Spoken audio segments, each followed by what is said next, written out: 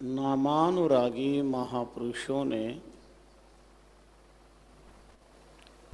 भक्ति भागीरथी का ऐसा प्रवाह प्रभावित किया है, जो भी अवगाहन करने का सौभाग्य पा गया, भक्ति तत्व का पात्र बन गया। भक्ति भाई करतार जोगता बुझे नहीं, सुन संता की साख खोज एकादश माही। तब दुर्वासा नाय भक्ति नरपति जस दीनो, शिवरी को सन्मान ऋषिन में प्रगट कीनो। राम चरण करिए नहीं करने को अहंकार, राम राम रट लीजिए तज आपा का भार।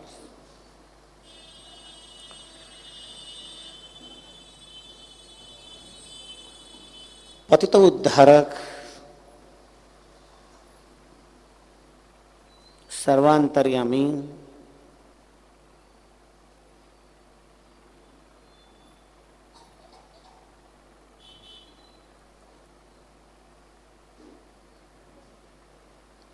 भक्त प्राण प्रदाता, भक्ति अनुग्रह करता विश्वात्मा की पावन चरणों में प्रणाम करते हैं। योग प्रवर्तक तख्तमसीहा पुण्य श्लोक चरित्र चक्र चूड़ामणि, अंतर्राष्ट्रीय रामष्टि समुदाय शाहपुरा जन्मदाता, श्याम दाम ताप तितिक्षा निधिध्यासन प्रेरणा स्त्रोत, महाप्रभु के प्रणम्य पाद पद्मों में श्रद्धा भक्ति प्रीति प्रसरह प्रणिपात करते हैं।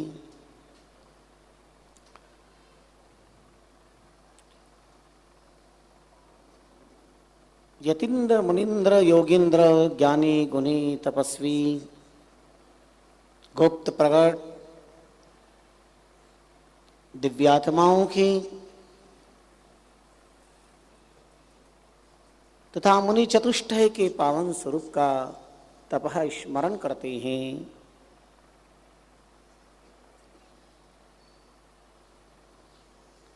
राम रस रसिक पावन संतजन, भगवत चरणानुरागी,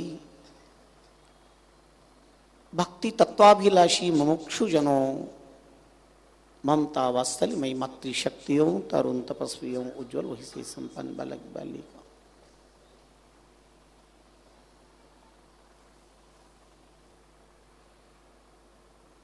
चतुर्मास अभिष्ट ग्रंथ श्रवण सार में भक्ति संवाद प्रारंभ होता है, भक्ति प्रकरण का शुभारंभ होता है। हम भक्तिवाद के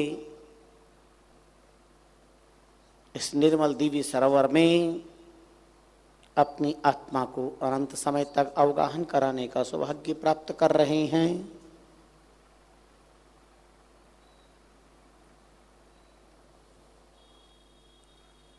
भक्ति के संबंध में भला कौन नहीं जानता है।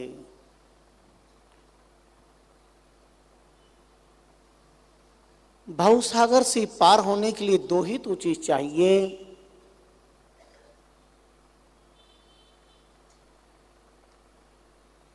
गुरु कृपा शक्ति और भगवत भक्ति।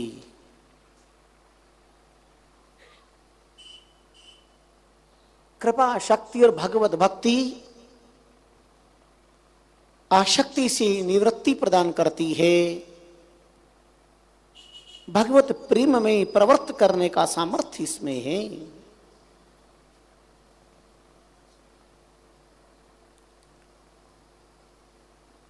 भक्ति शब्द इतना लघु छोटा संकीर्ण नहीं है जितना हमें बोलने में लगता है। अति विराट विलक्षण।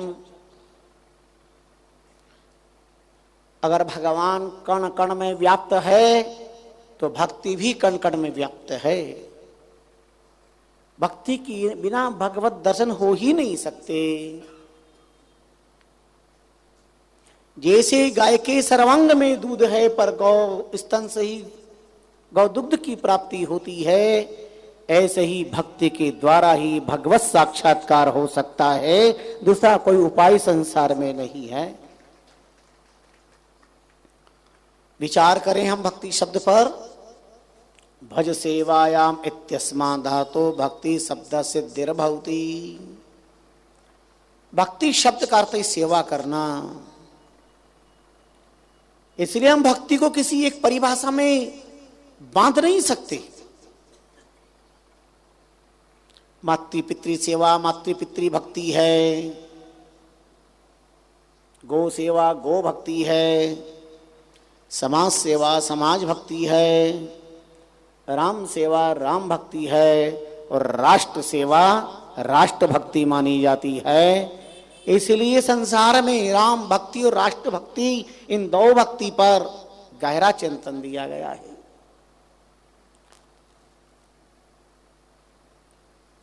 जैसे रोटी की भक्ति करते हो तो रोटी प्राप्त कर लेते हो, ये सच है ना। सुबह से शाम तक दुनिया कहां भक्ति फिरती है? रोटी के लिए। लंबे किसी के बाल हैं तो दो रोटी के वास्ते।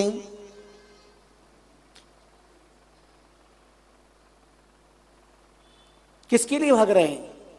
लंबे किसी के बाल हैं दो रोटी के वास्ते, कपड़े किसी के लाल हैं दो रोटी के वास्ते, दिखाता कोई कमाल है तो दो रोटी के वास्ते, और घुमाता कोई रुमाल है तो दो रोटी के वास्ते। इस दो रोटी के लिए सुबह से शाम तक दौड़ लगा रहे हैं, पसीना बहा रहे हैं। दो रोटी का सवाल है। दो शब्द मुझे कहना है। अरे जाते जाते व्यक्ति दो शब्द मुझे कह जाता तो मेरे को संतोष प्राप्त हो जाता। माँ चाहती है बेटा मरते मरते दो शब्द कह जाए, पिता चाहता है, संतान चाहती है माँ बाप मरने के लिए दो शब्द कह जाए, और पत्नी तो चाहती है कि मरते मरते कम से कम दो शब्द मुझे वो कह जाते। अरे जिंदगी भर इतने शब्द कहे कभी असर नहीं हुआ, और जाते जाते वो कह भी देते चलो मेरे साथ, क्या तैयार हो जाते? ये कैसा व्यामोह है।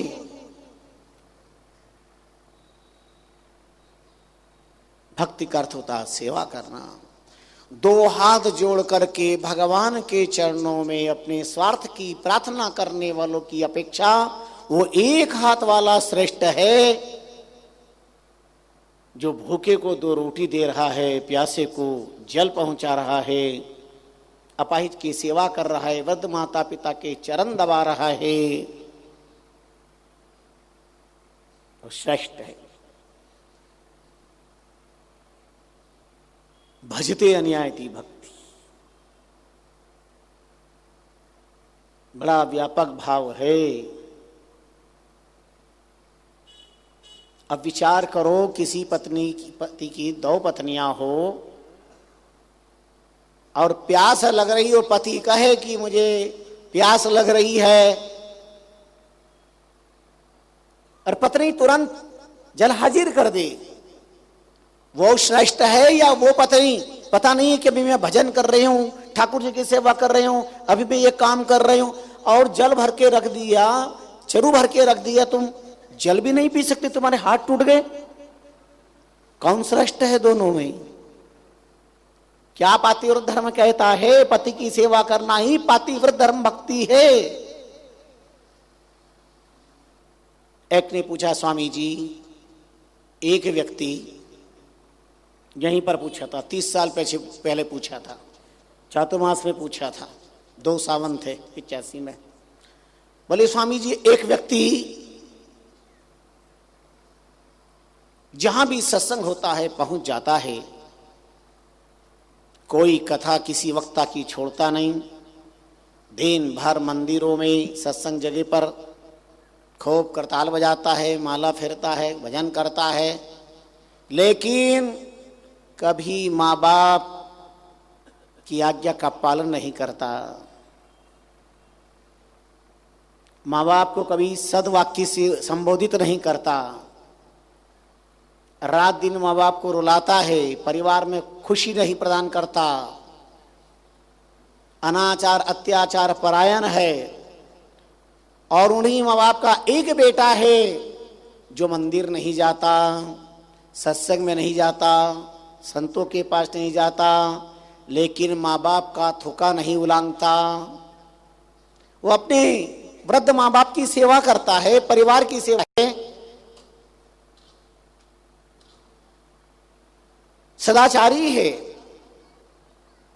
तो दोनों में कौन श्रेष्ठ है? वो जो रात दिन दौड़ दौड़ करके सर्वत्र जाने वाला, मंदिरों की सीढ़ियां घिसना और घंटे घड़ियाल बजाने के बाद जीवन में परिवर्तन का न आना, या वो जो मंदिर न जाए पर भगवान घर को ही मंदिर मानकर, माता पिता को ही भगवान मान करके सेवा कर रहा हो? कौन श्रेष्ठ है दोनों में? बाबा तुलसी कहते हैं कि मातु पीतु प्राण सम जाके, जो अपने माता पिता को प्राणों से भी प्यारे समझती हैं, मातु पीतु प्राण सम जाके, चारि पदारथ कर तल ताके। जो माता पिता को अपने प्राणों से भी प्यारे समझते हैं, धर्मार्थ काम मोक्षाणाम, ये पदार्थ चतुष्टय करामलकवत हस्तामलकवत उसे प्राप्त है।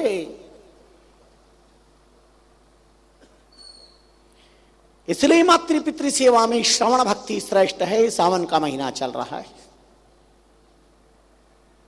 और याद रखना गुरु पूर्णिमा के बाद सावन प्रारंभ होता है। जब गुरु की पूर्ण कृपा होती है तो जीवन के अंदर सावन आता है, भक्ति का उदय होता है और भक्ति की बरसात प्राप्त होती है। ये सब का बहुत यथार्थ चिंतन मनन दिया गया है। लो बोलो, अब लोग आजकल पढ़े लिखे लोगों को तो ये भी नहीं पता है कि चैत्र क्या है, वैशाख क्या है, जेठ क्या है, आषाढ़ क्या है, सावन क्या है, भादो क्या है, पता ही नहीं है। आश्विन क्या है आज पता है, जनवरी, फरवरी, मार्च। अच्छा बताओ जनवरी का अर्थ क्या है, फरवरी का अर्थ क्या है? जो माँ बाप से फिर जाए, भक्ति से फिर जाए, धर्म से फिर जाए, अनाचार सदाचार से फिर जाए का है, जो फिर जाए, माँ बाप को देख के आंख फेर ले, मित्र को देखकर आंख फेर ले, मंदिर को देखकर आंख फेर ले, इसका नाम फरवरी है क्या? मार्च, ऊपर मैचिंग अंदर मार्चिंग। सनातन पुरोधाओं ने जो नाम दिए कितने सार्थक है। चैत्र चीति संज्ञान इत्यस्मा धातो चित शब्द सिद्धिर्भवति चेतो। और वितराग महाप्रभु ने भक्ति का बिगुल बजाते हुए चेत चेतरे मानवी भयो अचेतन काय, जाकू तू तेरा कहे सो कोई तेरा नाय, महल मालिया मौजा गनी नाना सुख विलास, राम भजन बिन राम जन जानो सबको नास। व्यष्टिवाद से समष्टिवाद तक अगर विकास का कोई आधार है तो भक्तिवाद है। महल कितने भी ऊंचे बन जाएं, सुख सुविधाएं कितने भी प्राप्त हो जाए, संसार का कितना वैभव, सत्ता, सामर्थ्य प्राप्त हो जाए, पर जीवन में भक्ति प्राप्त नहीं हुई है तो भक्ति बिना जैसे सुंदरी नारी की नाक कटी है। भक्ति के बिना तो ऐसा है 16 अलंकार अलंकृत सुंदर नारी है, 16 अलंकार अलंकृत है, चांद सा चेहरा चमक रहा है, पर नाक कटी हुई है। कैसा लगेगा? नाक के बिना तो कोई जमाना ही नहीं है दुनिया में। जब भी कोई व्यक्ति काम करता है तो नाक के लिए करता है। एक परमात्मा है निष्काम, जगत अनुग्रह कर रहा है। तो स्वामी जी ने वर्णन किया भक्ति भाई करतार। भगवान को क्या भाता है? भगवान भाने का अर्थ था प्रिय। अगर आपसे पूछे आपको क्या वस्तु अच्छी लगी, क्या भाता है, तो शायद लिस्ट तो बहुत बड़ी हो जाएगी, और क्या न भाता है लिस्ट छोटी रहेगी। अमुक अमुक चीज नहीं भाती, ये सब्जी नहीं भाती, वो नहीं भाता, ये नहीं भाता, बाकी सब भाता। ना भाने वाली ये माता बहनों के सामने रोज संकट है। सुबह भोजन बना लिया तो शाम को क्या बनाओ, क्या भाएगा, शाम को बना लिया तो सुबह फिर क्या बनाओ, ये रोज की समस्या है। क्योंकि हम बनाए तो सामने वाले को भाना चाहिए। अब तुम घर में व्यक्ति को क्या भाता है इतना ध्यान रखते हो, विचार करते हो, तो यह भी तो विचार करो कि व्यक्ति बनाने वाला, जगत बनाने वाला परमात्मा को क्या भाता है, इसका कौन विचार करेगा। संसार में कोई मकान प्रिय है, कोई मकान प्रिया है, कोई श्रृंगार प्रिय और श्रृंगार प्रिया है, कोई परिवार प्रिय, कोई परिवार प्रिया है, कोई कार प्रिय है, कोई कार प्रिया है, कोई ड्रेस प्रिय है। भाई हमको डिस्को ड्रेस ही प्रिय लगती है, अच्छी लगती है। शक्तियां श्रृंगार प्रिय है, पाउडर प्रिय है, क्रीम प्रिय है, लिपस्टिक प्रिय है, नेल पॉलिश प्रिय है। पुरुषों को व्यसन प्रिय है। भगवान को क्या प्रिय है, भगवान को क्या अच्छा लगता है। कोई कला प्रिय है, कोई कल्याण प्रिय है, और दुनिया में लोग न जाने कितने कलह प्रिय है। बिना काम का कलह कर लेना रोज घर में स्वभाव बन गया है। पर भक्ति का आश्रय प्राप्त करने वाले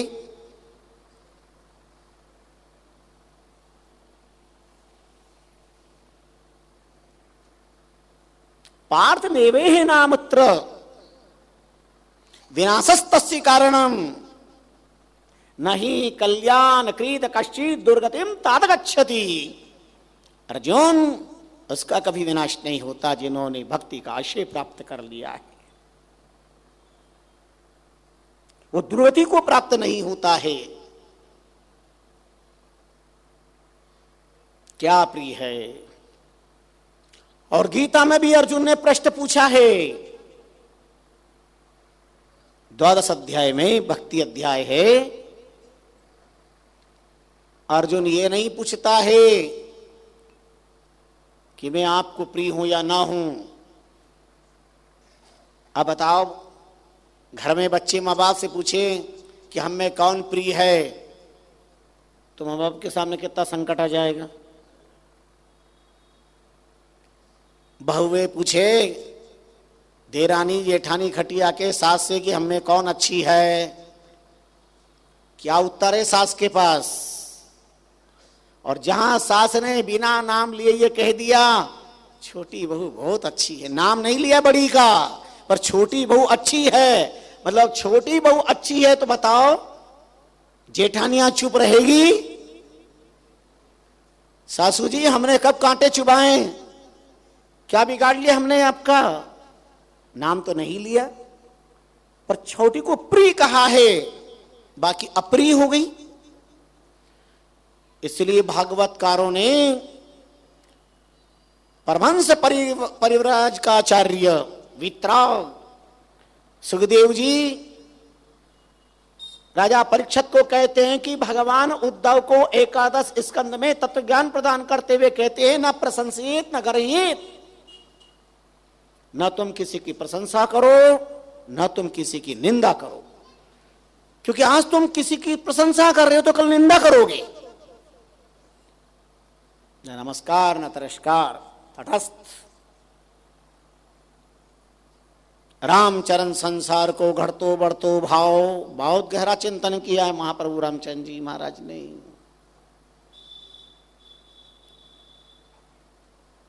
ये संसार का कब भाव प्रबल हो जाए, कब घट जाए, कोई दावा नहीं कर सकता। कब संसार के मन में आस्था पैदा होती है और कब अनास्था पैदा हो जाती है। इसलिए जगत आसक्ति से दूर रहें, न संसार की प्रशंसा के फूलों को पाकर इतराओ और न जगत के निंदा के कांटों को पाकर के घबराओ। कुछ पाके इतराओ भी मत। उपलब्धि पर जो न इतराए सच्चा वही आदमी, उपलब्धि पर जो न इतराए सच्चा वही आदमी। अनुपलब्धि से जो न कतराए सच्चा वही आदमी। उपलब्धि अनुपलब्धि पर बेस हो सकती है, गुत्थियों को जो सुलझाए सच्चा वही आदमी, गुत्थियों को जो सुलझाए, समस्या का समाधान करे।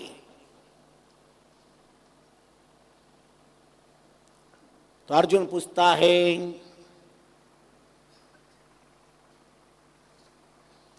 प्रभु आपको कौन प्रिय है?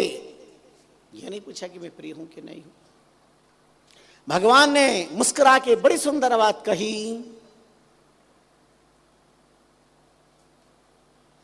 बड़ा प्यारा, खुद लाजवाब है, उनकी जवाब का क्या कहना है। परमात्मा जैसा जवाब कौन दे सकता है। चतुर चूड़ामणि वाचस्पति है, वाग दक्षता अलावा किसमें प्राप्त हो सकती है सज्जनों।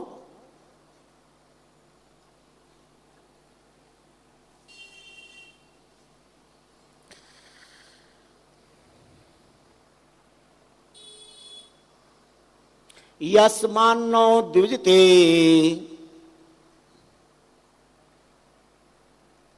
यस्मान्नो द्विजते लोको लोकान्नो द्विजते च यः हर्षामस भयोद्वेगैर मुक्तो यस च मे प्रियः। प्यार शर्त पे होता नहीं। प्रभु तुम प्यार शर्त पे कर रहे हो। पहली शर्त रखी, भगवान का कौन प्रिय है, भगवान को कौन भाता है। यस्मान्नो द्विजते लोको, जो संसार से दुखी ना हो। हजारों लोग यहां बैठे हैं, एक बंदा कोई हाथ ऊंचा करके बता दे कि हम संसार से दुखी ना है। यस्मान्नो द्विजते लोको, अब संसार के दुख का तो क्या कर सकते हैं। कोई किसी को सम्मान को देखकर दुखी हो जाए, कोई किसी के वैभव को देख करके दुखी हो जाए, कोई किसी के बंगले को देख करके दुखी हो जाए, तो हम क्या करें। इतनी प्रतिष्ठा, इतना प्रभाव, ऐसा वर्चस्व,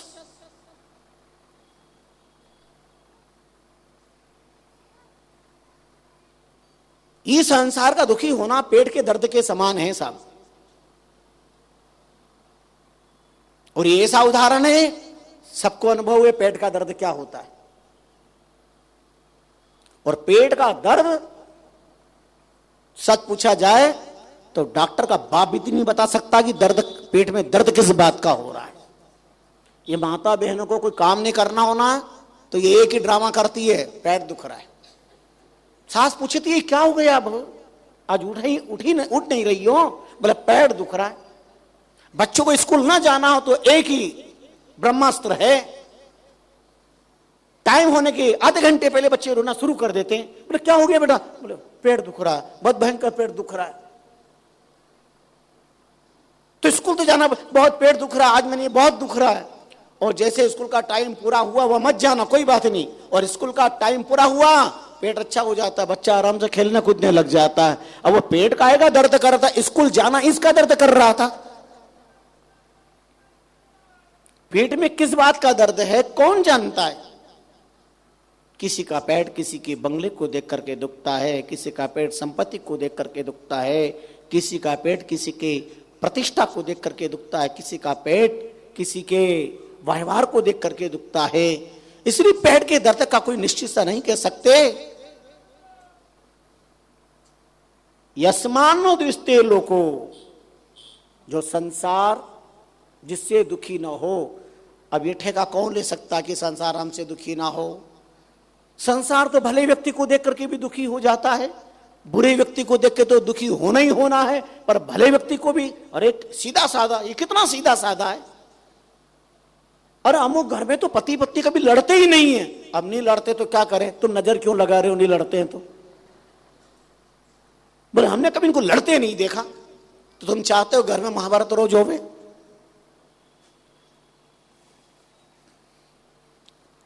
यस्मान्नो द्विजते लोको, जिससे संसार दुखी न हो। अर्जुन अवाक रह गया। और अंतर की सभी लखे अंतर्जामी राम, अंतर्यामी प्रभु को समझने में क्या देर लगती। अर्जुन ने प्रभु की तरफ देखा और मन ही मन कहा, प्रभु इस संविधान में तो आप भी आ गए हो, आपसे सारा संसार सुखी है ऐसा दावा आप भी नहीं कर सकते। बोलो भगवान से सब सुखी है, झूठ मत बोलना। कितनी विडंबना है, भगवान कैसे सबको खुशी रख सकते, प्रसन्न रख सकते हैं। एक परमात्मा विश्वंभरनाथ सबका पेट भर सकता है पर सबको प्रसन्न नहीं रख सकता। भगवान की तो स्थिति ऐसी विचित्र हो जाती है, किम करते विमुक्त हो जाता है परमात्मा। जैसे एक बाप की दो बेटियां, एक बेटी कुम्हार को, एक बेटी किसान को, एक बेटी के ससुराल में फर्स्ट क्लास खेती बाड़ी है और एक बेटी प्रजापति है। ससुराल के अंदर मिट्टी के बर्तन बनते हैं और परिवार चलता है। दिन बीते, पक्ष बीते, माह बीते, वर्ष बीते और एक दिन, एकाध वर्ष के पश्चात पिता ने सोचा अपनी दोनों बेटियों से मिलकर के आ जाऊं। ससुराल में बाबुल आए और दिवाली न मनाए। कन्या के लिए पिता अगर आ जाए तो इससे बढ़कर के और क्या हो सकता है। एक पत्नी को पति को पाकर, एक बेटी को पिता को पाकर जो प्रसन्नता होती है, वही प्रसन्नता भक्त को भक्ति और भगवान को पाकर के होती है, वही प्रसन्नता। तो जो बेटी की खेती बाड़ी थी उनसे मिले, बहुत प्रसन्नता हुई। पिताजी को पाकर के आंखें छलक पड़ी और पिता की भी आंखें छलक पड़ी। पुत्र का व्यामोह ऐसा ही होता है। हमारी सनातन संस्कृति में कन्या का बहुत बड़ा महत्व है। पता नहीं किसकी नजर लगी है मेरे इस पवित्र राष्ट्र को और यहां की अध्यात्म वंदनीय ऊर्जा को किसकी नजर लगी है। जो कन्या मां के पेट में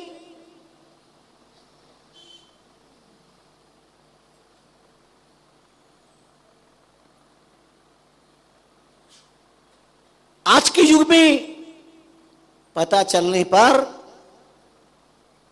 हिंसा की ज्वाला भड़कती है। मैं पूछता हूं, आपके घर में आपकी तिजोरी में रखी हुई लक्ष्मी से आप इतना प्यार करते हो? आपके घर में रखी हुई तिजोरी के अंदर लक्ष्मी से कितनी मोहब्बत करते हो, कितना प्यार करते हो, कितना प्रेम करते हो? तो मां के पेट में जो लक्ष्मी है उससे नफरत क्यों करते हो? उसके प्रति अन्य भाव क्यों? और इस दुराभाव ने भ्रूण हत्या जैसे जघन्य पाप को जन्म दिया है। कन्या नहीं चाहिए। किसकी है ये साजिश? कौन सध्यात्म भारत राष्ट्र के साथ में कर रहा है षड्यंत्र? और क्यों हो रहे हो शिकार? फैक्ट्रियां ही बंद हो जाएगी तो एक वर्ग इस धरती पर कैसे दिखलाई देगा? कोई तो बताए। शांत दिमाग से कभी चिंतन करना महापुरुषों की धरती पर। इस भ्रूण हत्या का कलंक और वज्रपाप का परिणाम अगर ये अंधेरा छा रहा तो एक दिन ये धरती हिंदू संस्कृति से सुन्नी हो जाएगी। भगवान कभी न करे दुर्भाग्य का वो काला दिवस भारत की धरती पर पैदा हो। और देवताओं की एक दिन आराधना करते हो, भक्ति की बात सुनना चाहते हो, भक्ति की धरती पर उपस्थिति लगाते हो, प्रसन्न होकर के भक्ति के हस्ताक्षर करते हो और भक्ति की को जड़ से नष्ट करना चाहते हो। मैं तो कहूंगा कम से कम सनातन धर्मावलंबियों, हे रामचरण चरुणानुरागियों, महापुरुषा की धरती पर आते हो तो इतना संकल्प तो जरूर कर लेना कि हमारे कुल खानदान में कभी भ्रूण हत्या का पाप पैदा ना हो, कभी भ्रूण हत्या हमारे घर में ना हो। तो तुम्हारी भक्ति की सफलता है, चातुर्मास सफल है। कन्या नहीं चाहिए। जबकि बेटी 2 कुलों को उतारती है। ध्यान देना, पिता भोजन न करे तो बेटी दिन में 3 बार पूछती है मां से, मां आज पिताजी ने भोजन क्यों नहीं किया, क्या हो गया। दिन में 3 बार उसकी आंखें भर जाती है कि पिता ने भोजन क्यों नहीं किया, और बेटा 3 दिन तक नहीं पूछता है कि पिता ने भोजन क्यों नहीं किया। इंदौर में पूछते होंगे भाई अभी अपने को रहना है, 15 दिन हुए। हाँ, नहीं तो पता नहीं। धरती के बेटे आके खड़े हो जा महाराज, इनकलाब जिंदाबाद। बेटी का व्यायाम हो तगड़ा होता है। अस्तु आइए, ये पीड़ा कष्ट, ये दर्द दिल की वो गाथा है जो सनातन धर्म के पुरोधाओं को भीतर से कुरेदती है। और ध्यान देना, ये सब वज्रपात शक्तियों तुम्हारे कारण है। तुम्हें जागने की जरूरत है। भक्ति स्वरूपा मातृ शक्तियों, भ्रूण हत्या इतनी सहज नहीं होती है। तुम अपने अंश के अनगिनत टुकड़े करती हो। पुरुष का सामर्थ्य नहीं है। भीषण वज्रपात, इससे बचिएगा। इसलिए महापुरुषों ने भक्ति का अवलंबन प्रदान किया इस कलंक से मिटने के लिए। समय आने पर पुनश्च हम कुछ चर्चा करेंगे। तो आइए, यस्मान नो द्विस्ते लोको। किसान गया, पिता गया बेटी से मिलने, बेटी खुश हुई, पूछा पिता ने बेटी कैसी हो। बोले पिताजी भगवान की बहुत बड़ी कृपा है, पिछले साल बहुत ऋण चढ़ गया था, इस बार पिताजी पड़ोसी से थोड़ा पैसा उधार लेकर बीज लिया है और बीजारोपण कर दिया है।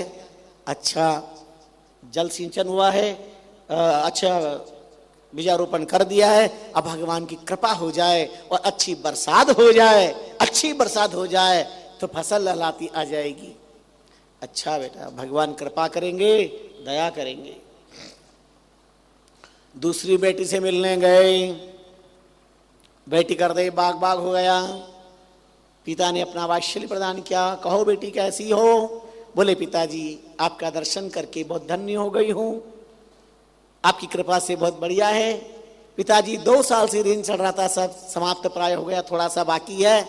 अभी हमने लोगों से उधार लेकर के और मिट्टी प्राप्त करी है और मटके बना करके रख दिए हैं। पिताजी भगवान कृपा करे और बरसात ना हो तो हमारे पात्र बड़े अच्छे तैयार हो जाएंगे और कर्जा उतर जाएगा। पिता ने कहा भगवान सब अच्छा करेंगे। अब बताओ, एक बेटी चाहती कि बरसात हो, एक बेटी चाहती बरसात ना हो। भगवान की भी वही दशा है कि नहीं है? कुछ चाहते हैं बरसात हो और कुछ चाहते हैं भगवान बरसात ना हो। अमुक काम हो, कुछ चाहते अमुक काम ना हो। भगवान की विडंबना को, भगवान के दिल को कौन पढ़े? पत्नी कहती है भगवान जन्म जन्म में यही पति मिले, और पति कहता भगवान जन्म मरण से मेरा उद्धार कर दे, अब मैं जन्म ही नहीं चाहता हूं। बताओ भगवान किसकी सुने? पत्नी कहती जन्म जन्म में यही सुहाग मिले, मैं 1 रुपया मांगती हूँ 100 का नोट देते हैं। एक साड़ी की कहती हूँ 4 साड़ी लेके आते हैं। एक बार पिक्चर की कहती हूँ हर रविवार उनको पिक्चर ले जाते हैं। जन्म जन्म में यही पति मिले। और पति कहे परमात्मा अब जन्म मरण से मुझे मुक्त कर दे। बोलो भगवान किसकी सुने? और पति कहे जन्म जन्म में ऐसी पत्नी मिलनी चाहिए, और पत्नी कहे भगवान अब मेरे को जन्म मरण से मुक्त कर दे। कितनी विडंबनाएं परमात्मा के सामने। वही जो एक अंधकार की पीड़ा को प्रशांत करने में परमात्मा आज भी मौन, रोता बिलखता चिल्लाता गहन तिमीर अंधकार भगवान के चरणों में जाकर निवेदन करता है। बोले प्रभु कृपा करो, त्राहिमाम त्राहिमाम। भगवान ने कहा कहो क्या बात है तिमिर राज, हे अंधकार तुम क्यों तड़प रहे, व्याकुल आकुल व्याकुल हो रहे हो, खिन्न मना क्यों हो, उदास चित्त क्यों हो? बोले प्रभु ना दिन को अन्न भाता है न रात को नींद आती है। क्यों, क्या हो गया? होना क्या है प्रभु? सूर्य मेरे पीछे हाथ धो के पड़ा हुआ है, जहां जाता हूं मेरे पीछे आ धमकता है। मुझे बचाइए, रक्षा करिए। भगवान ने सूर्य को उपस्थित होने की आज्ञा दी। सूर्य हाथ जोड़ के खड़ा हो गया, प्रभु इस दास को आपने याद किया, बड़ा अनुग्रह हुआ आपका, कहिए दास के लिए क्या आदेश है। भगवान ने जरा आंखें तरेरी, क्यों हाथ धो के उसके पीछे पड़े हो, क्यों सता रहे हो उसे? सूर्य ने कहा प्रभु मैं किसे सता रहा हूं? अच्छा तो अंधकार झूठ बोल रहा है? भगवान ने जरा गर्म शब्दों में कहा। सूर्य ने विनयान्वित होकर के, प्रभु अंधकार? हाँ, तुम दिन रात उसके पीछे पड़े हो, न उसको दिन में अन्न भाता है न रात को नींद आती है, जहां वो जाता तुम पीछे पीछे चले जाते हो। सूर्य ने कहा क्षमा करें प्रभु, जिस व्यक्ति का आप नाम ले रहे मैंने आज दिन तक नहीं देखा है। सूर्य कहता है जिस व्यक्ति का आप नाम ले रहे हो मैंने आज दिन तक नहीं देखा है। अच्छा तो अंधकार झूठ बोल रहा है? भगवान ने कहा। बोले नहीं, आप भी सच वो भी सच। एक कृपा करो, अंधकार को मेरे सामने बुलवाओ और उससे पूछो क्या यही सूर्य सता रहा है?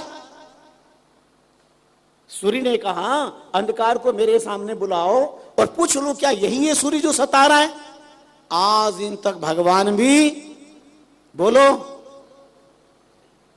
सूर्य को अंधकार के समक्ष, अंधकार को सूर्य समक्ष उपस्थित करने में किम कर्तव्य मुद्द बने हुए संभव है?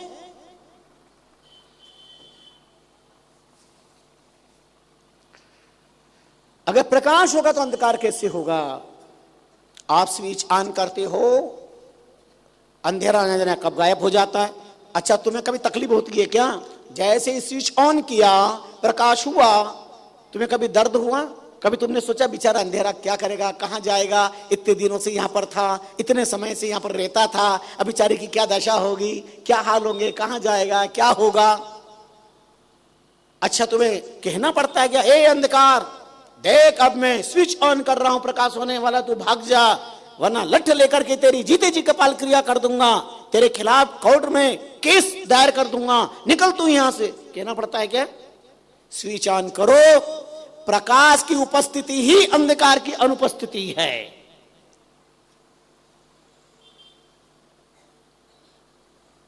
कितने विचित्र उदाहरण प्रमाण है। तो आइए, यस्मानो द्विस्ते लोको लोकानो द्विस्ते च यः हर्षामर्ष भयोद्वेगैर मुक्तो यश च मे प्रिय। भगवान ने संशोधन किया। क्या संशोधन किया? जो संसार से दुखी ना हो, जिससे संसार दुखी ना हो, बहुत टेढ़ा काम, पर जो संसार से दुखी ना हो। अब कोई वैभव संपन्न है तो दर्द होने की क्या बात है? उसका प्रारब्ध है, पुण्य है, भगवत कृपा है। उसके वैभव को देख करके दर्द नहीं होना चाहिए, कष्ट नहीं होना चाहिए, जलने की गंध नहीं आनी चाहिए। इतनी भक्ति और पुण्य प्रबल करो कि अपने पास में भी प्राप्त हो जाए,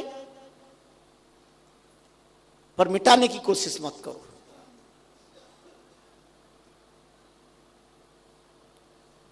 यस्मानुदिस्ते लोको लोकानो दिस्ते च यः हर्षामर्ष भयोद्वेगैर मुक्तो यश च मे प्रिय। हर्ष अमर्ष भय उद्वेग जो मुक्त है सच में प्रिय। भगवान कहते हुए मुझे बहुत अच्छा लगता है। अनपेक्ष सुचीर दक्ष उदासीनो गत्व्यतः सर्वारं परित्यागी भक्तिमान स मे प्रिय। यो निरीक्षति न दृष्टि न सोचति न कांक्षति शुभाशुभ परित्यागी यो भक्तिमान स मे प्रिय। भगवान ने यो तो नहीं कहा यो धनवान स मे प्रिय, यो ज्ञानवान स मे प्रिय, यो पहलवान स मे प्रिय, यो सत्तावान स मे प्रिय। ऐसा तो भगवान ने नहीं फरमाया कि जिसके पास सत्ता है वो मुझे बहुत प्रिय है, जिसके पास रूपवान रूप है वो मेरे लिए बहुत प्रिय है, बलवान बल है, पहलवान है वो मुझे बहुत प्रिय है। नहीं, यो भक्तिमान स मे प्रिय। यो भक्तिमान और भक्ति और रजपूती किसी के बाप की नहीं है। जिन खो जा तिन पहिया गहरे पानी पेट। भक्ति के जगत में कोई दावा नहीं कर सकता कि अमुखी अधिकारी है।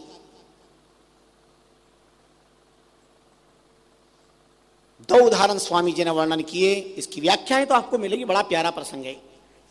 तो भगवान क्या प्रिय है? न शक्ति प्रिय है, न सत्ता प्रिय है, न सौंदर्य प्रिय है, न धन प्रिय है। भगवान भक्ति प्रिय है। व्यादस्या चरणम द्रवस चवयो विद्या गजेन्द्र सिका का जातिर्विदुरस्य किम तत्सुधा मनोदनम कुबजाया कमनीय रूपमधिकम किम तत्सुधा मनोधनम भक्त्या तुष्यति केवलम न च गुणै भक्ति प्रियो माधव। भागवत में कहा है उद्धव जी को, न माम साधति योगो न सांख्यम ज्ञान उद्धव न स्वादय तपस्त्यागो यथा भक्ति ममोर्जिता। भागवत में एकादश स्कंद में भगवान कहते हैं उद्धव को, उद्धव ना साधति माम योगो, योग से भी मुझे प्राप्त नहीं कर सकते, न जप से न तप से न ज्ञान से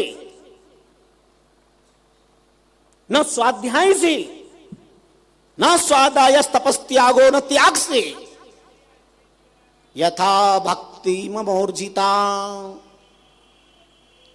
बड़े बड़े तापस को घुटने टेकने पड़े, भक्ति भाई करतार जोग तब रीझे नाई, सुन संता की साख खोज एकादश माई, तब दुर्वासा नाई भक्ति नरपति जस दीनो। कौन दुर्वासा का नाम नहीं जानते? इतने बड़े तापस जिनकी आंखों का सामर्थ्य था, आंख खोल के देखे तो भस्म कर देते थे, जिनकी श्राप में आग थी और उन्हें इन बात का अहंकार कम नहीं था, मैं जिसको चाहूं भस्म कर सकता हूं श्राप दे करके। वरदान और अभिशाप देने का सामर्थ्य जिन महापुरुषों में था, साधारण उदाहरण थोड़ी देते हैं महापुरुष, असाधारण। भक्ति नरपति जस दीनो। महाराज अम्बरीश का नाम कौन नहीं जानते? चक्रवर्ती सम्राट, जिनकी आज्ञा में रंक राजा राजा रंक बन सकता था।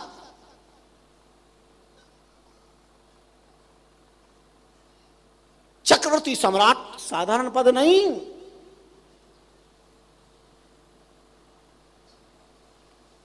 कल्पना करो, तुम्हारे घर के मंदिर में तुम सेवा नहीं कर पाते हो। वो तो एक सम्राट थी, लेकिन आज आदर्श से जो जीवा पर नाम आता है, जन जन की जीवा पर भक्त अम्बरीश का, राजा अम्बरीश का, उसके पीछे कारण क्या था? भक्ति का आदर्श।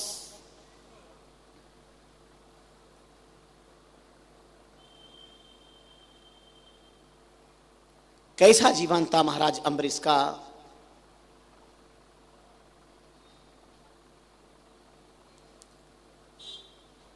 जिनका मन संपूर्ण रूप से परमात्मा को समर्पित था। कोई सत्ता का अहम नहीं, वैभव का अहंकार नहीं। सलना कृष्ण पदारविंद्योर वचांसि वैकुंठ गुणानुवर्णने करौर हरेर मंदिर मार्जनादिशु श्रुतिम चकाराच्युत सत्कथोदये। जिनका मन भगवान में,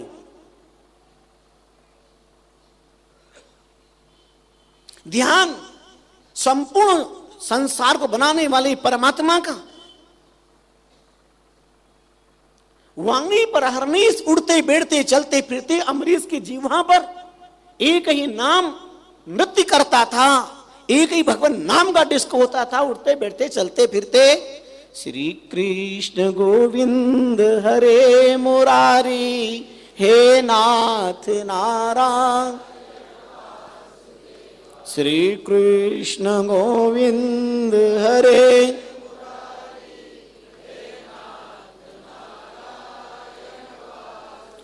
हे नाथ नारायण वासुदेव, हे नाथ श्री कृष्ण गोविंद।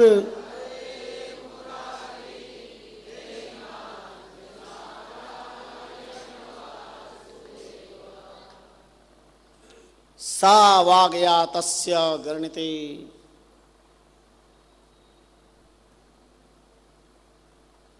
ओ जीवान जीवान है जिससे भगवान नाम का स्मरण होता हो। इन हाथ को कर्म ना लो, सत्कर्म करो करश्य। जो सत्कर्म करे, आंख चक्षु बन जाए, भगवत दर्शन करे। चक्रवर्ती सम्राट होते हुए भी अपने ठाकुर जी की सेवा को तो अपने हाथों से करते थे। राजा थे, आदेश दे देते किसी को, लेकिन नहीं, खुद सेवा करते।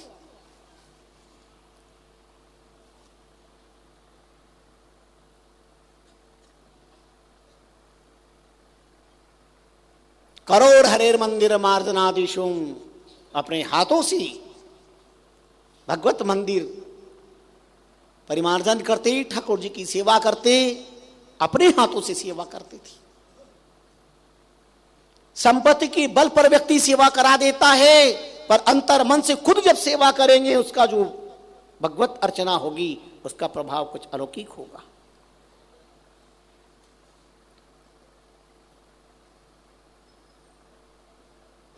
कहां से शुभारंभ करें महाराज अमरीश का चारु चरित्र। घड़ी का कांटा तो हमें भक्ति के जीवन में भोगों को कांटे के रूप में सिद्ध करता है। कई विवाह किए, पर विवाह करने के लिए स्वयं नहीं गई, भावर के लिए आपने छात्र प्रथा के अनुसार खड्ग भेज दिया। अंतिम विवाह हुआ आपका राजा राम मोहन राय की कन्या सुबुद्धिनी के साथ में। और इसी विचित्र विलक्षण बुद्धिमती नारी थी, और उन्हीं के साथ द्वादश प्रधान एकादशी का विराट अनुष्ठान किया था। समापन का अवसर था, कई ऋषि महर्षियों ने समापन विधि करवाई, सबका भोजन प्रसाद भी हुआ। और सबको जब इस व्रत अनुष्ठान के उद्यापन समारोह के संपन्न अवस्था में दक्षिणादि के विदा किया, और आप प्रारंभ करना चाहते थे, और महात्मा दुर्वासा आ गए। प्रख्यात प्रसंग है। 10,000 शिष्यों के साथ महाराज अम्बरीश अपना अहोभाग्य मानते हैं। संतों का आगमन सोने के सूरज का उगना है। बहुत बड़ी कृपाई, संत मिलन सम सुख नाही। महाराज चक्रवर्ती सम्राट थे, महात्मा दुर्वासा का सब संतों का सम्मान किया। कहा महाराज पधार गए, अब अच्छा किया, मेरा यज्ञ सफल हो गया, अब भोजन प्रसाद पाइए। अब दुर्वासा इस समय क्यों आए? पहले भी आ सकते थे, पर आज ही क्या जरूरत पड़ गई? कहां से आ रहे थे? प्रयाग से। क्यों? प्रयाग की धरती पर विराट सम्मेलनों में महर्षि नारद का आगमन हुआ था, और महर्षि नारद इतने प्रसन्न होकर के एक बात बार बार कह रहे थे, और दुर्वासा की उपस्थिति में कह रहे थे, इस समय धरती के ऊपर सचमुच भगवत कृपा पात्र, भक्ति पात्र अगर कोई है तो महाराज अम्बरीश है, और उनकी भूरी भूरी प्रशंसा कर रहे थे। दुर्वासा को यह सहन नहीं हुआ। दुर्वासा ने कहा, अच्छा नारद जी के शिष्य है अम्बरीश, इसलिए अपने शिष्य की तारीफ कर रहे हैं, प्रशंसा कर रहे हैं, चलो जरा मैं देखता हूं। पर आश्चर्य तो तब हुआ, दुर्वासा जहां जहां पर गए वहां वहां राजा अम्बरीश का जय जयकार हो रहा था, और लोग भूरी भूरी प्रशंसा कर रहे थे। और ये दुर्वासा ने कहा, गजब, मैं जिसको देखने जा रहा हूं तो जहां जाता हूं वहां राजा अम्बरीश का गुणानुवाद गाया जा रहा है, जहां जाता हूं पूरा पश्चिम उत्तर दक्षिण उनकी भक्ति का दर्शन कर लूं। इसलिए उपस्थित हुए। राजा ने सम्मान किया, भोजन का आग्रह किया, तो दुर्वासा ने अपना सनातन धर्म सामने रख दिया। वो सनातन धर्म जो स्वामी रामचरण जी महाराज ने भक्ति पथ पथिकों के लिए विशेष रूप से कहा है, इष्ट साध्या बिन अन्न ले सो धर्महीन पशु जान। मानव का चोला मिला है और अपनी इष्ट की साधना किए बिना कोई अन्न लेता है तो पशु से भी गया बीता है। पशु कम से कम मालिक का ध्यान करके प्राप्त कर लेता है, सो जाता है, उठता है जब मालिक का ध्यान कर लेता है, पर इंसान तो पशु से भी गया बीता है। मनुष्य का चोला मिला है, ब्राह्म मुहूर्त में उठिए, ये भक्ति सीजन है, स्नान आदि करके शुद्धि करिएगा।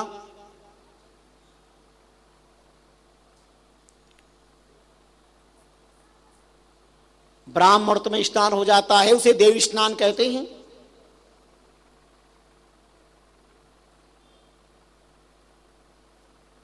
पश्चात जो स्नान होता है ऋषि स्नान कहते हैं।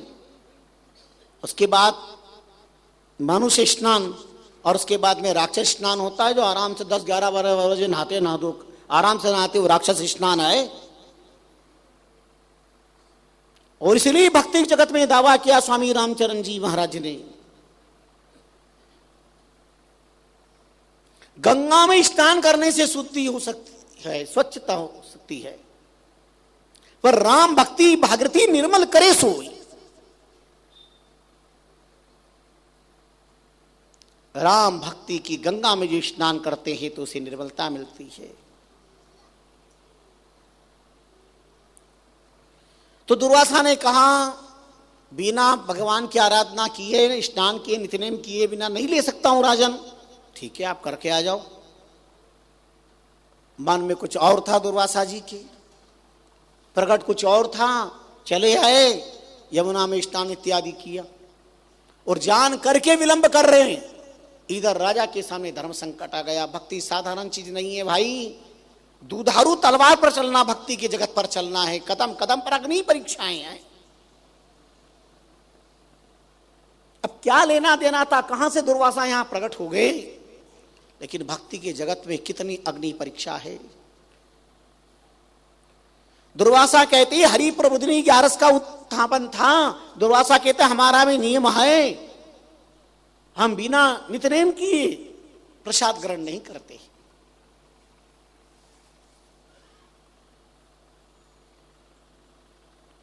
धर्म संकट राजा के सामने उपस्थित हुआ।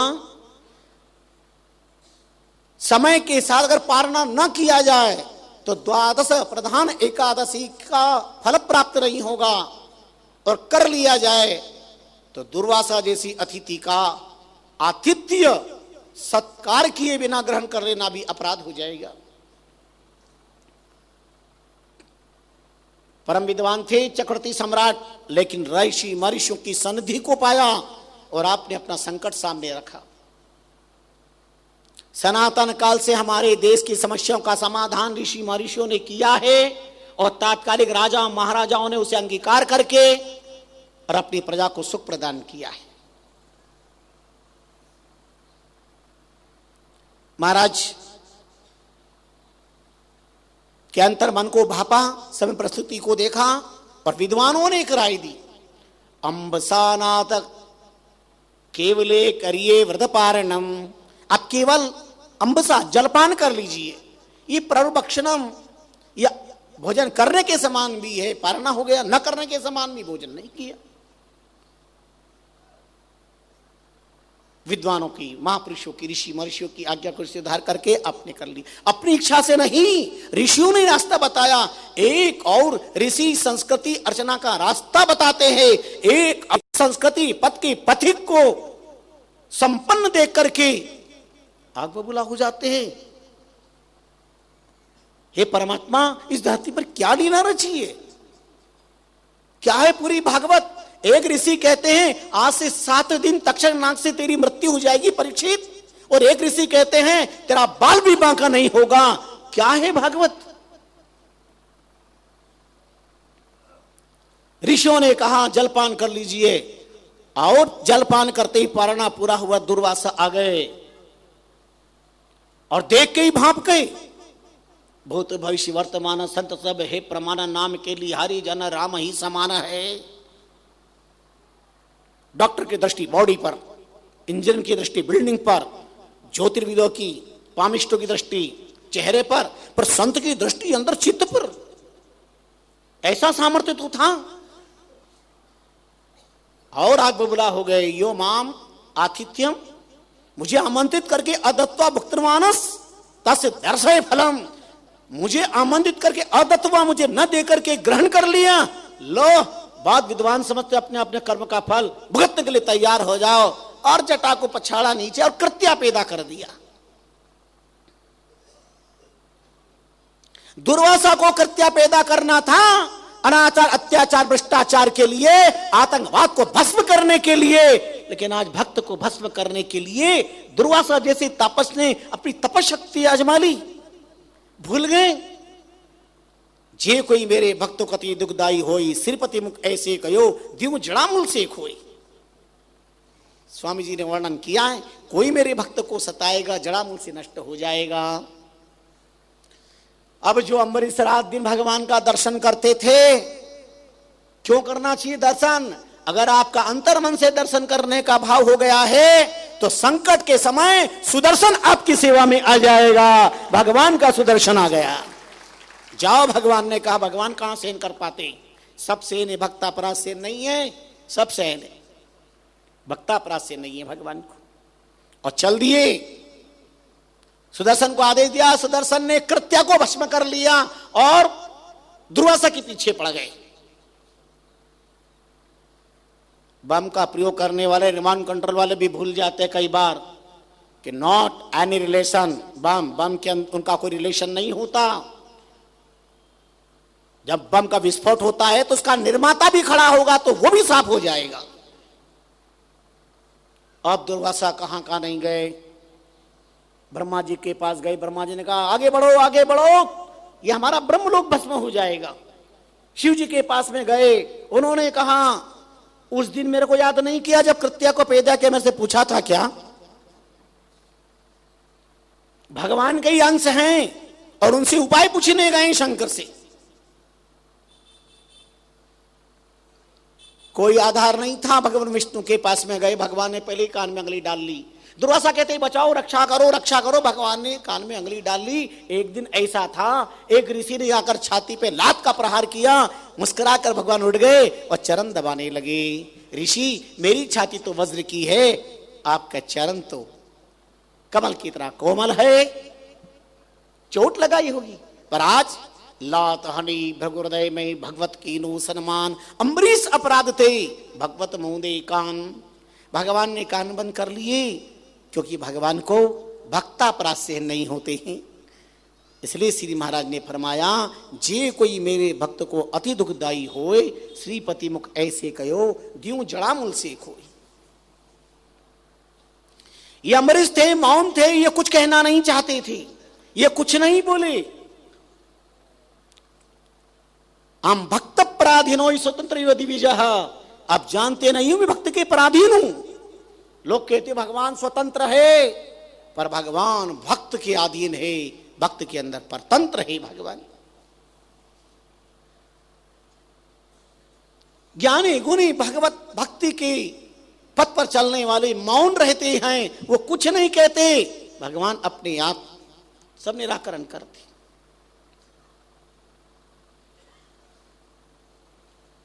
एक किसान का बैल कुएं में गिर पड़ा और अंदर जोर जोर से रो रहा था। किसान को पता चला, बूढ़ा बैल कुएं में गिर गया, रो रहा है। सिर पकड़ के बहुत देर तक सोचता रहा, क्या करूं क्या ना करूं। बहुत सोचने के बाद ख्याल आया, बूढ़ा ही तो है, अब इसको इसके अंदर ही दफना दो। कहां इतना बड़ा खड्डा खोदूंगा, अब गिर ही गया है, इसमें ही दफना दो। पड़ोसी पड़ोसी को सबको बुलाया और एक एक फावड़ा दिया और कहा मिट्टी डालो। सब मिलके मिट्टी डालने लगे। वो बहुत चीखा, चिल्लाया, समझा, फिर चुप हो गया। अब लोग मिट्टी डालते रहे, वो अंदर ही अंदर बेले क्रिया हरकत करता रहा। किसान ने झांका तो देखकर दंग रह गया उसकी हरकतों को, पर मिट्टी डाले चले जा रहे हैं। वो हरकत कर रहा था, ज्यों ज्यों मिट्टी आती थी यूं यूं करके मिट्टी को नीचे गिरा देता, पैरों से रौंद देता और ऊपर आ जाता। लोग मिट्टी डालते, वो यूं यूं करके मिट्टी अंदर डालता, घबराया नहीं, हिम्मत का काम किया और पैर से फिर ऊपर आ गया।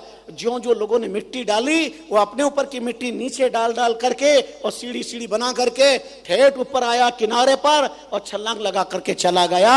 सज्जनों, याद रखना, इस भक्ति के जगत में बैल की तरह सबकी जिंदगी है। न जाने कब लोग तुम्हारी जिंदगी में कौन कौन सी निंदा की मिट्टियां डालेंगे, न जाने क्या आलोचनाएं की मिट्टी डालेंगे, न जाने क्या तुम्हारे साथ त्रासदी की मिट्टी डालेंगे। पर एक मानो विवेक शून्य पशु ने भी एक संसार में जीने की कला दे दी, कला प्रदान कर दी कि घबराइए नहीं, कितनी भी प्रकार की मिट्टी और गंदगी हो पैरों के नीचे कुचल दो, उसकी सीढ़ी बनाकर राम राम कह करके ऊपर आ जाओ, तुम्हारा बेड़ा पार हो जाएगा, बेड़ा पार हो जाएगा। इसलिए याद रखो,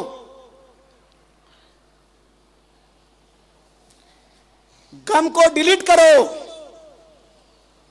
खुशी को शेव करो। आज की भाषा में भी कहना पड़ता है, गम को डिलीट करो, खुशी को शेव करो, रिलेशन को रिचार्ज करो, मित्रता को डाउनलोड करो और शत्रुता को इरेज रिजेक्ट करो।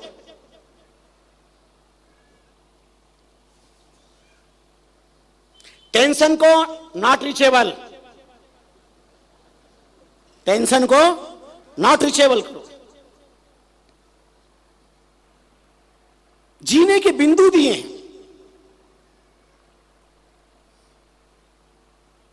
खुशी को, हंसी को इनबॉक्स और आंसुओं को आउटबॉक्स, प्यार को इनकमिंग, नफरत को आउटगोइंग। जीने की कला है, जीना सीखो। संसार में आए हो तो दुख को होल्ड करो, गुस्से को, क्रोध आए गुस्सा आए होल्ड करो। अब प्रसन्नता को सेंड करो, खुशियां बांटो, उतनी ज्यादा खुशियां मिलेगी। प्रसन्नता को सेंड करो, सत्य का ब्रॉडकास्टिंग करो और झूठ का स्विच ऑफ करो, झूठ का स्विच ऑफ करो, प्रसन्नता को ब्रॉडकास्टिंग करो। ये सारे जीवन के बिंदु हैं जो जीवन में दान देते हैं। इसलिए भक्ति जगत के पथिकों ने हमें भक्ति के रास्ते पर कि कौन ऐसा भक्त का चाहिए जिसके जीवन में कष्ट ना आया हो। समय ने संकेत किया, एक ऐसा नाम सारा संसार जानता है भक्ति के जगत में, जहां अम्बरीश, हम चरित्रकार और इसके बारे में आगे बढ़ाएंगे, इस प्रसंग को अब नहीं कह सकते, वक्त ने इशारा किया है, लेकिन एक तो उदाहरण ऐसा दो कि भक्ति के जीवन में, भक्ति पथ के पथिक बनने के बाद कष्ट ना आया हो, आलोचना ना हुई हो, तकलीफ ना हुई हो, परेशानी ना हुई हो। प्रहलाद के जीवन में क्या कष्ट कम हुए? मां मीरा के जीवन में कष्ट कम हुए? बड़ा प्यारा लगता है, मेरे तो गिरधर गोपाल दूसरों और न कोई, पग घुंघरू बाद मीरा नाची रे नाची रे।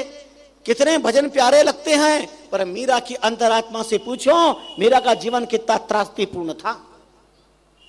मीरा ने नाच नाच करके माधव को पा लिया और महावीर ने मौन होकर उस सत्य अरिहंत को पा लिया। ये भक्ति जगत के सितारे थे।